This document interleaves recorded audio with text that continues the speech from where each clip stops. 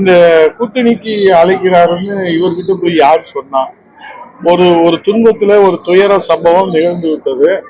அதுல ஒவ்வொருக்கும் ஒவ்வொரு பார்வை, ஒவ்வொருக்கும் ஒரு கருத்து இருக்கிறது. ஜனநாயக நாட்டிலே கருத்து சொல்வதற்கு எல்லோருக்கும் உரிமை இருக்கிறது. இவர் கருத்து கந்தசாமி தன்னுடைய இருப்பை காட்டிக் கொள்வதற்காக தஞ்சாவூர்ல இருந்துகிட்டு ஒரு கருத்து சொல்லியிருக்கிறாரு. அதுலயும் ஒரு இயக்கம் துவங்குவது எதற்காக? மக்களுக்கு சேவை செய்வதற்காக, மக்களுக்கு தொண்டாற்றுவதற்காக.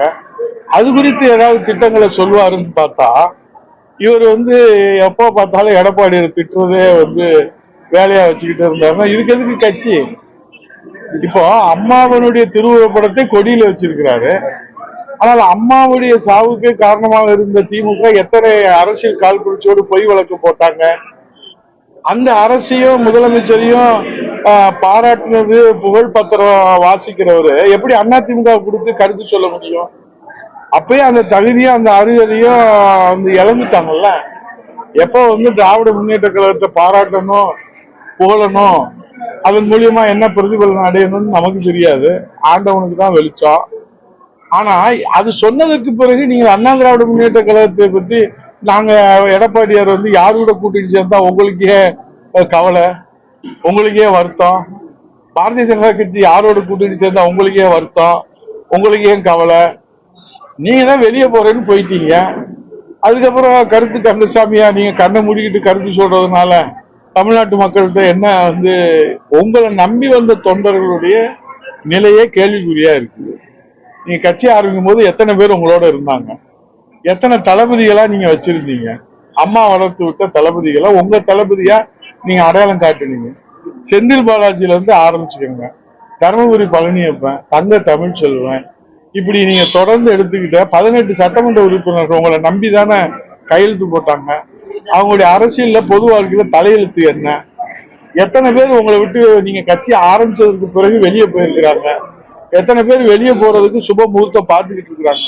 அதுல கவனம் செலுத்தி அதுல என்ன மக்களுக்கு செய்ய போறோம், தொண்டர்களுக்கு என்ன செய்ய போறோம், தமிழ்நாட்டு மக்களுக்கு என்ன செய்ய போறோம், எங்களுடைய அஜெண்டா என்ன, எங்களுடைய திட்டங்கள் என்ன, எங்களுக்கு நாங்க சுகாதாரமான குடிநீர் தர போறோம், பாதுகாப்பான மக்களுக்கு பாதுகாப்பு அரணா இருக்க போறோம். இன்னைக்கு நாட்டுடைய நிலைமை என்னன்னு தமிழ்நாட்டு மக்களுக்கு நல்லா தெரியும். ஆகவே இவரை நம்பி வந்தவங்களே நட்டாற்றுல இருக்கிறாங்க. இவரு காலையில எந்திரிச்சு நாங்க அதை செஞ்சிருவோம், இதை செஞ்சிருவோம்னு டெய்லி ஒரு பேட்டியை கொடுத்துட்டு இது என்ன உங்களுக்கு பலன் கிடைக்க போகுது, மக்களுக்கு என்ன நன்மை ஏற்பட போகுது? ஆகவே இதெல்லாம் உங்க பேட்டினால மக்களுக்கு துளி அளவு நன்மை ஏற்பட போவதில்லை. உங்களுக்கு இருப்ப வேணா நீங்க ஊடகத்து மத்தியில உறுதி செஞ்சுக்கலாமே தவிர மக்கள் மனதில் இடம் பிடிப்பதற்கு அவர் தவறான வழியில போறாரு. ஏற்கனவே புரிஞ்சவங்க அவரை விட்டுட்டு வெளியே வந்துட்டாங்க, மக்கள் புரிஞ்சவங்க நிராகரிச்சுட்டாங்க, இனியும் புரிஞ்சுக்கிறவங்க சுப முகூர்த்தம் பார்த்துட்டு இருக்கிறாங்க அவரை விட்டு வெளியே வர்றதுக்கு. இதுவே அவருடைய நிலைமை. இதுல அவரு வீட்டையே ஓட்ட விழுந்து போய் கிடக்கு. இதுல இருந்து மற்றவங்க அவங்க கூட்டணிக்கு அழைக்கிறாங்களா அழைக்கலையான்னு உங்களுக்கு கவலை. உங்க நிலை என்ன அதை மட்டும் சொல்லிட்டு போயிட்டே இருக்க வேண்டியதான்.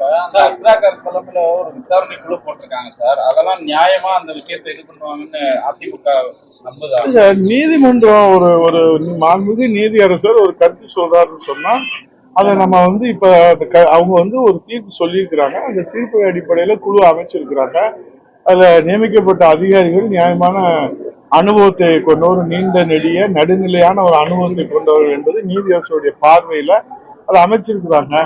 அந்த நீதிபதியுடைய தீர்ப்பை நம்ம விவாதிக்கிறதுல என்ன இருக்கு? அதுல ஒரு விஷயம் பேசும்போது கூட எடப்பாடி அவர் என்ன பண்ணிருந்தாங்கன்னா, ஒழுங்கா சரியா விசாரிக்கிறாங்க. நாங்க 2026 ஒரு நபர் அவங்க சொன்னது நீங்க ஒரு நபர் கமிஷன் அமைச்சிருக்காங்கல்ல, ஏன் இவ்வளவு அவசரமா? அப்போ உங்க காவல்துறை மீது ஸ்டாலின் கையில இருக்கிற காவல்துறை மீது ஸ்டாலினுக்கே நம்பிக்கை இல்லையா என்பதுதான் கேள்வி.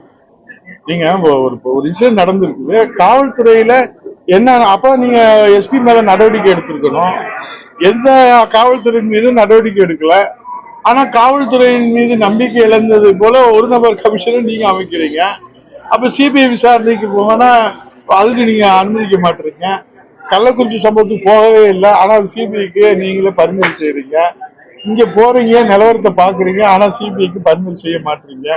உங்களுடைய நிலைப்பாடு என்னன்னு மக்களுக்கு தெளிவுபடுத்தணும். அதுதான் மாண்புமிகு எதிர்கட்சி தலைவர் ரொம்ப தெளிவா ஏன் அவசரப்படுறீங்க, செந்தில் பாலாஜி ஏன் அவசரப்படுறாரு, ஏன் என்ன பண்ண போறீங்க, ஏன் பதட்டப்படுறீங்க, உண்மையே மக்களுக்கு சொல்ல வேண்டிய பொறுப்பு கடமையும் இருக்கு. அதான் சொல்றேன். ஆனந்த மேல் செய்திகளை உடனுக்குடன் தெரிந்து கொள்ள கீழ்கண்ட கேபிள் மற்றும் டிடிஹெச் நெட்வொர்க்குகளில் எம்நாடு செய்தி தொலைக்காட்சியை காணுங்கள். பாதகம் செய்பவரை கண்டால் நாம் பயம் கொள்ளலாகாது பாப்பா. மோதி மிதித்து விடு பாப்பா, அவர் முகத்தில் உமிழ்ந்து விடு பாப்பா. அண்மை செய்திகளை உடனுக்குடன் தெரிந்து கொள்ள இணைந்திருங்கள் எம்நாடு தொலைக்காட்சியுடன்.